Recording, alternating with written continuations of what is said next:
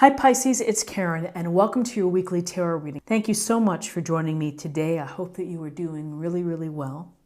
This is a general reading for any sun, moon, or rising Pisces.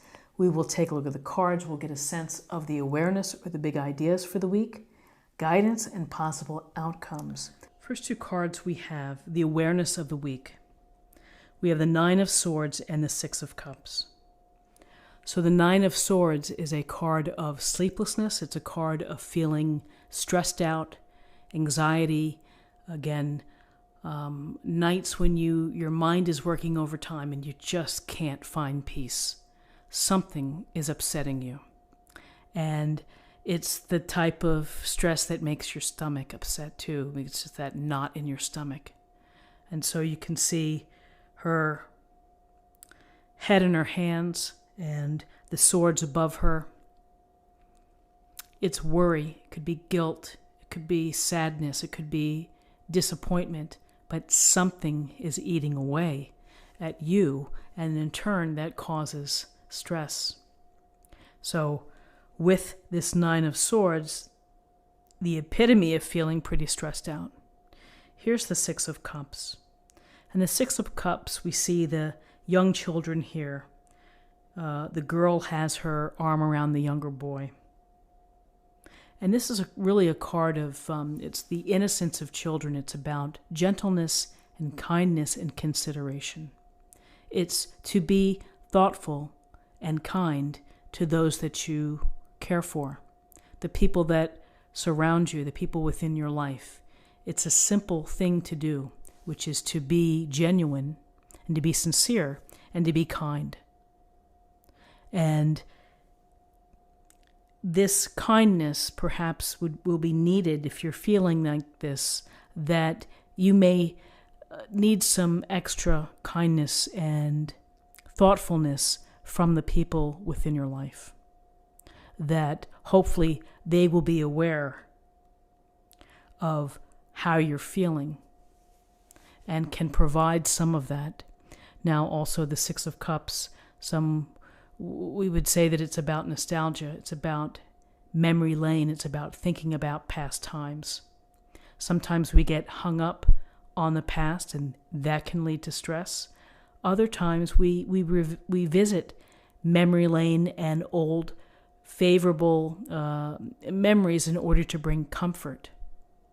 So if you are feeling stress, perhaps the message is to think about a time that was more innocent and more peaceful for you.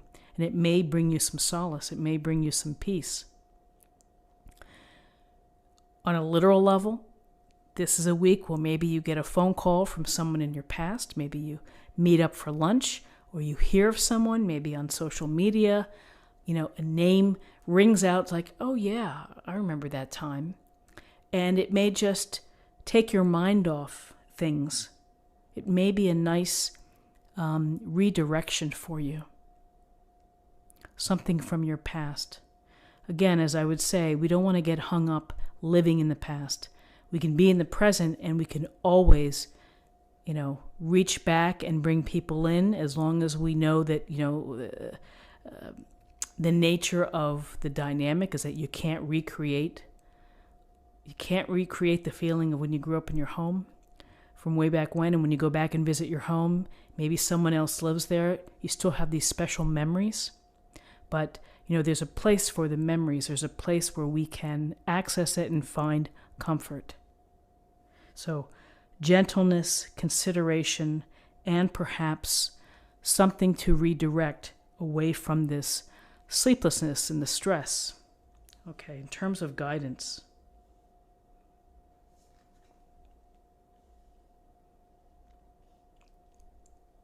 We have the High Priestess, Major Arcana. The High Priestess is such a feminine ideal, and she is knowledgeable and smart, and she has the knowledge of herself. So when we see the High Priestess, it's time for you to think about what's going on within your life, and that means from an intuitive or psychic perspective. Pay attention to the messages and the gut feelings that you're having.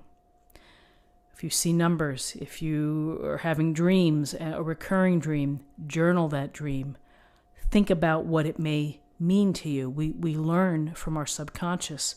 We keep some things below the surface.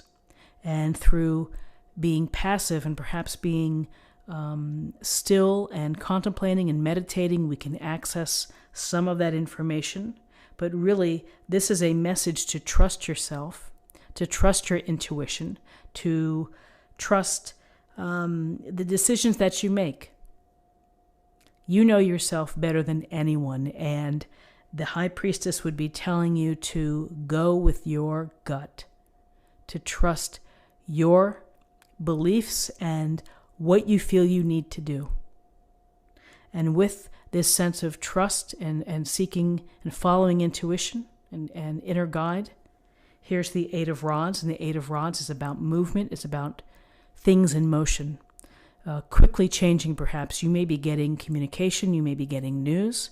You may have to make a quick decision on the other side, reaching out to someone by text, phone call, letter, email, whatever it may be. There is the idea here with the Eight of Rods is that in life we have projects that we're working on, and those projects naturally come to a close. And then we launch new projects into the air. So whether you're in the midst of feeling that things are picking up speed and active, I think that these are positive things, because it really, once you become more active and focusing on your projects and the goals that you hope to achieve, or simply networking, it takes you further away perhaps from the anxiety of the Nine of Swords. It's to focus on yourself, what's going on, how are you feeling. Gentleness, kindness, consideration, maybe reaching out to someone from your past for comfort, for laughs, whatever it may be. And then things begin to move. So let's see what we have for possible outcomes.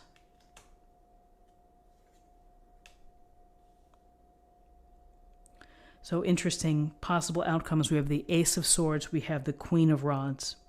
With the Ace of Swords, a gift or blessing from the universe. And the universe is telling you to be very focused and sharp and very clear in whatever you choose to do.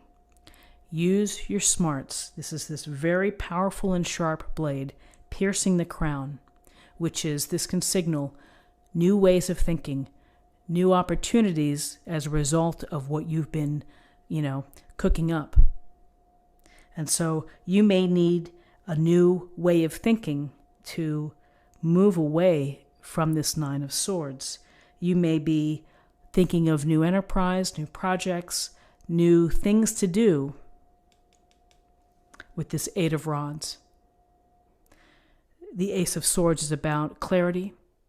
It's about cutting out the nonsense in your life, releasing it, letting it go, and using the sharpness of this blade to really forge forward, to cut through the hedges and to get to your path. And then you have the Queen of Rods, who is the spark in getting you down that path. With the Queen of Rods, you have this energy, or this person within your life who is charismatic, successful, and very, very capable. Someone who can do a lot of things and does a lot of things well and is typically successful. She may have a big personality. She may have, may feel dominant and very ambitious.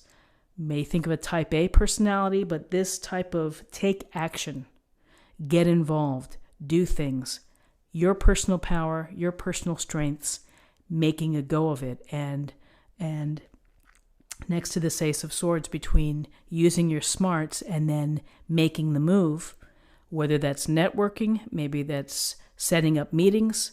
Here, this helps to implement new projects, communication. It helps to move it along. So it seems that the path to moving away from this feeling of sleeplessness and anxiety is to focus on yourself, to focus on the projects that you have, and to focus on taking action and perhaps having a new way of thinking.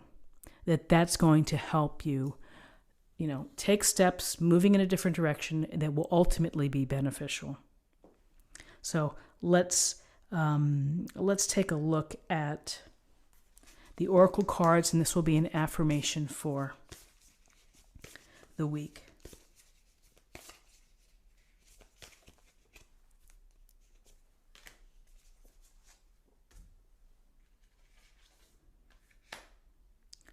Wandering path, enjoy the journey. So the path, as the Beatles said, the long and winding road, it's never a straight line. And so enjoy the journey. The journey's going to have its ups and downs, but you'll find a way to navigate and to enjoy it. And let's choose a card for love.